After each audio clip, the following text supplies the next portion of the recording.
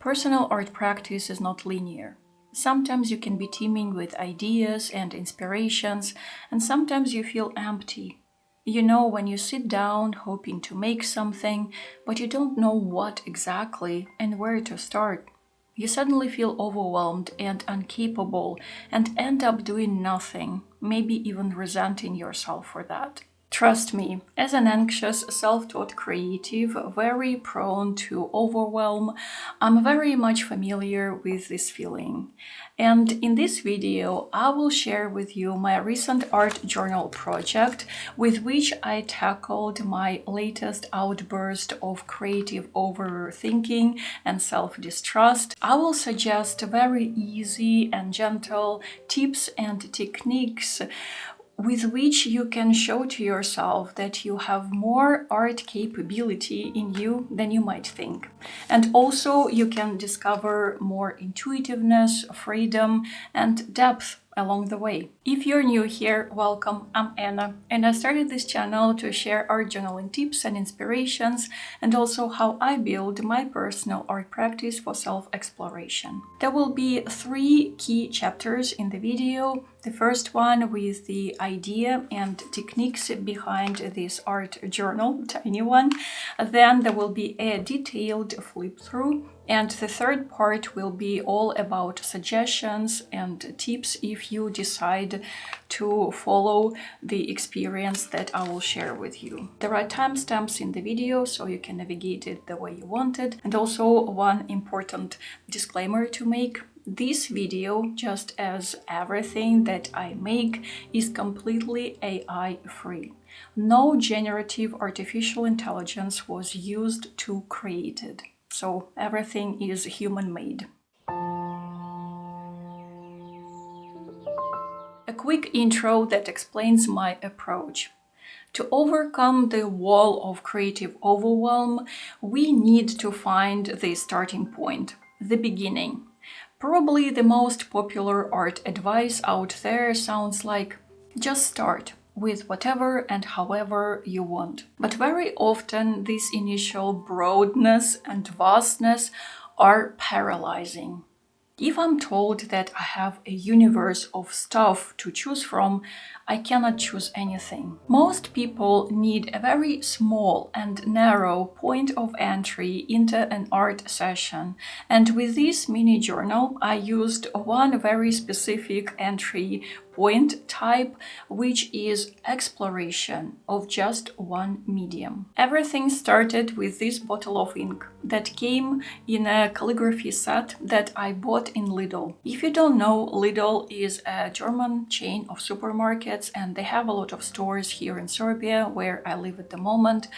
I love Lidl for its affordability, assortment, and random art and craft stuff that they offer from time to time. There are many controversial opinions about cheap and unprofessional art supplies, and all opinions have the right to exist. You do you, but I personally think that there is nothing criminal in using cheap, affordable, playful art supplies, especially if it helps overcome the block of scarcity, which many creatives have, by the way. I've always been very intrigued by ink. I never tried it, and I still felt some intimidating fear in me, which I didn't like, so I decided to create a container for my first experiment with this medium.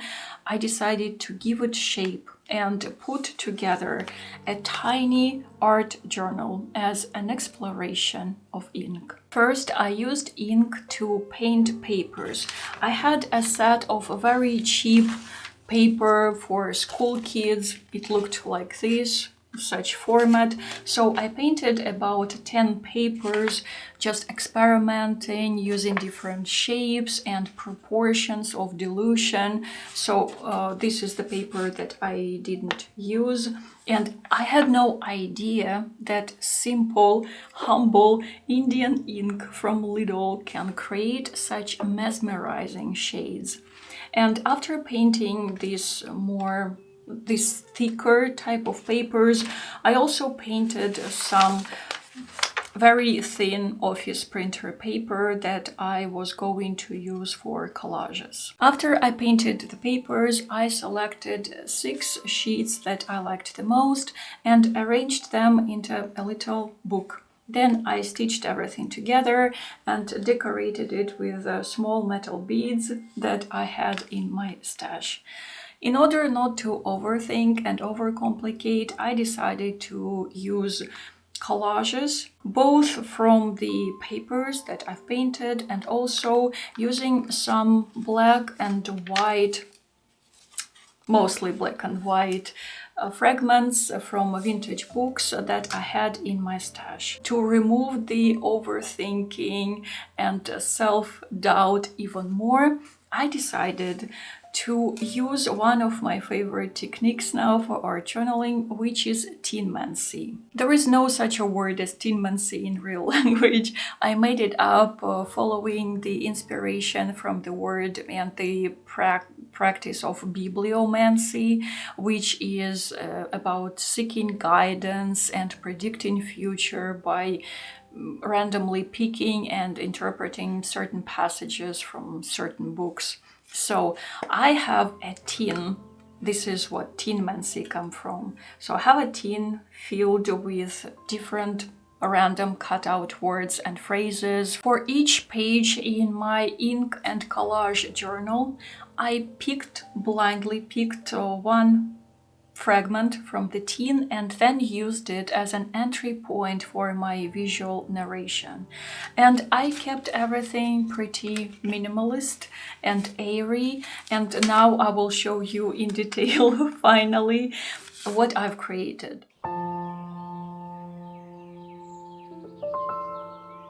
The first word that I blindly picked was philosophy, and I paired it with this face fragment to make the ink mass appear as living matter, to create movement and set the scene for the journal exploration.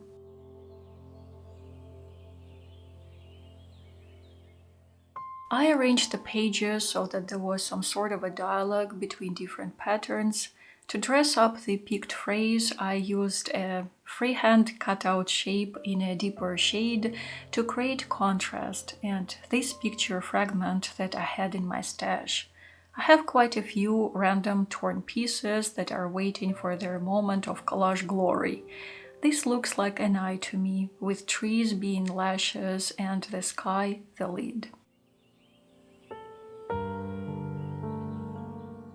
I didn't aim for any one big idea. I wanted to let my subconsciousness and intuition speak. I chose what seemed to sit together well. When I look at this, I feel expansion in my chest. It's the meaning that I've created for myself, while your pages will be also very different and unique. And if you decide to follow this technique, be attentive to what you feel in your body and not to whether the composition makes sense. You will feel when it does.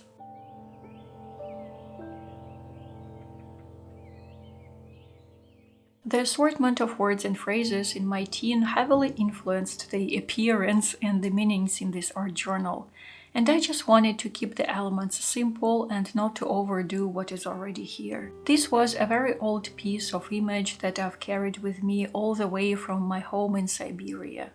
I have very few artifacts like these, and I'm often too precious about them. But with this project, I allowed myself to use them and thus fully celebrate and own them.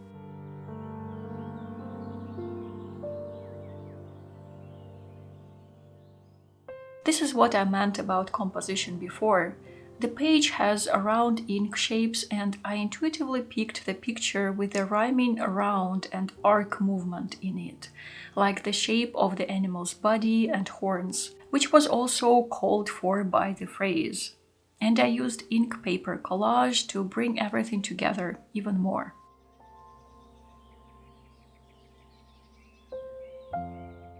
On this page I felt a little stuck. The word that I picked seemed too general and the page was too naked, not too much ink in it. So I went with the easiest technique, a big simple shape, circle in my case. It has a conversation with a vague ink shape here, and as for the hand, well, it just made its way there. I don't have any explanation, but the meaning and the feeling are here for me.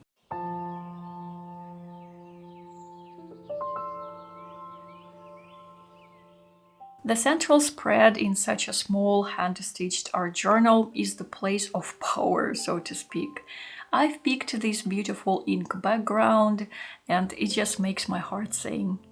If you never played with Indian ink, just do it. Give it a try. And the blindly chosen phrase is a wonderful pairing, just as this fragment. I'm not even sure whether it's a tree or some soil or mineral texture. I didn't reshape it. I used the whole random piece that I had and it made total sense altogether.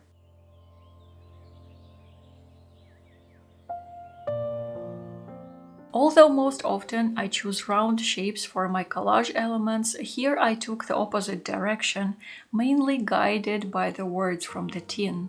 So I created a geometrical composition that can be read both horizontally and vertically. Like this, it reminds me of a house with a light on top, and horizontally it looks like some proto-writing symbols.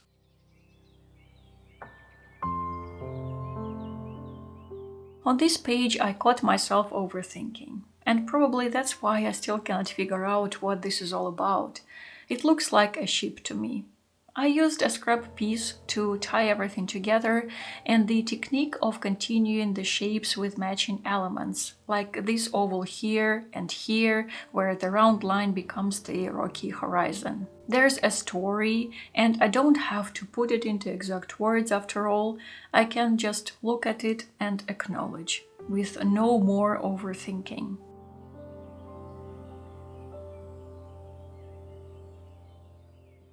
And the previous page experience of overcoming overthinking helped me create this, one of my favorite stories in this art journal. And it also occurred to me once again that every piece of art that we create is about us. It's a self-portrait. Here I saw myself looking at the chaos of life, and hyperbolical legs perhaps symbolize my inclination to detach myself from this chaos, animated chaos, be above it, which is an understandable desire, but it has a questionable outcome though.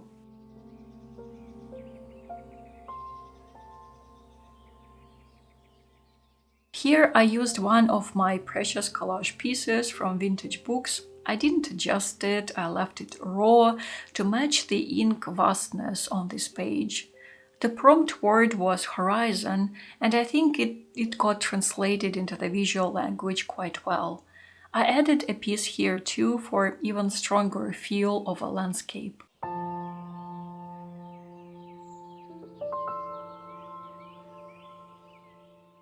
It's another self-portrait, as far as I can see and feel now, me as a bird figure sitting between two worlds, or two elements, or two spaces, whatever the word might be. I very much like the concept of in-betweeners, when you feel like you're neither. And in this case, identity and self-actualization requires more creative effort and self-exploration. I hope it makes sense and you can understand what I mean. Or maybe you also feel like an in-betweener in any aspect of your life.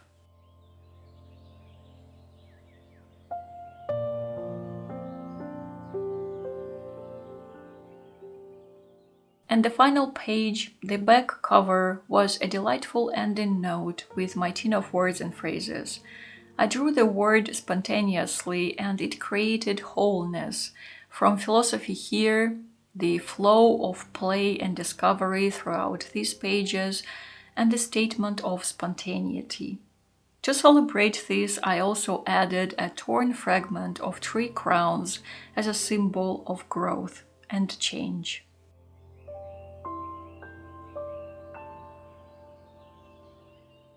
If you decide to follow this adventure, choose a medium that maybe feels very intriguing, but at the same time intimidating for you. Something that you've bought some time ago, but for whatever reason you haven't been using it. The narrower the medium, the better. Just one bottle of ink, one shade of watercolor or acrylic or gouache. You absolutely don't have to create a separate stitched art journal for this. You can just do everything in your regular sketchbook, but there is one awesome pro for creating a separate container for your art journal project. It is just more exciting. You get to have your own art book, a zine if you want, and it's very easy to fill it up and to finish and to have it, I don't know, just this separate form of it. It's very rewarding, especially if in the past you had a history of facing some challenges to finish a sketchbook. That's why having small projects like this is amazing. If collage is not really your thing and doesn't spark any curiosity, don't force it. Don't force yourself. Just use whatever medium is the most comfortable for you. It can be drawing, painting, printing, or if your main creative medium is writing, go with it. You can turn this small art journal into an experimental writing journal. You can write short poems in there or just 2 lines per page a day. It's just an idea. Having tried it for quite a few times in my art journaling, I have become a huge fan of tinmancy. And if you wanna try it as well, you can just cut out random words and phrases from whatever text resources that you have, from books and magazines, from some flyers or newspapers, or you can print out a couple of your favorite poems or just one poem and make your art journal an intuitive study or exploration of that piece of text. Again, it's just some random idea that occurred to me. While context can contribute a lot, it can also be very limiting to your art practice. And when you extract words, for example, from their context, they suddenly gain more volume. They gain more deeper meanings in your eyes, and you can find magic in there. I have another idea for your tinmancy practice if you decide to give it a try.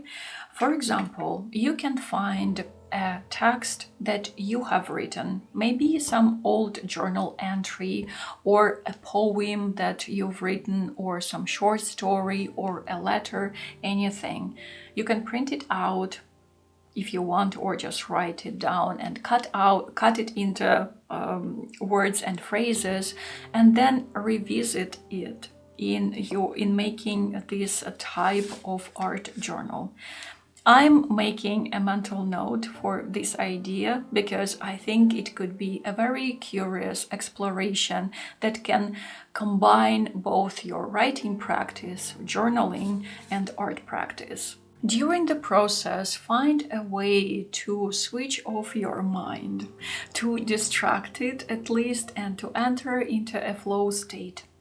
For overthinkers and those who get easily overwhelmed, it is important. I know this from my own experience. I personally listen to the music when I'm making art.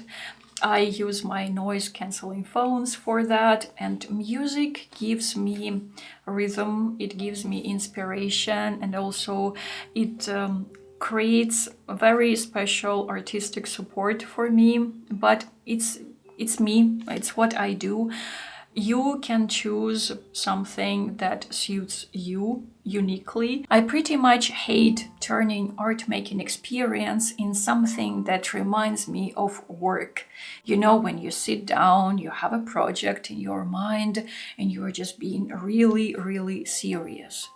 There is no creative freedom in this, not at all. And I would highly recommend aiming for a sense of playful exploration and freedom. But at the same time, be ready that control can be present still, and it can be very overpowering.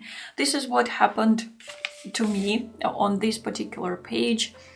So the way to deal with it is notice your desire to control, acknowledge it, and then move on. Still, this page has complete right to exist. It tells a story, its own story, which is mine. This tiny art journal has taught me a lot and opened up new streams of creative independence.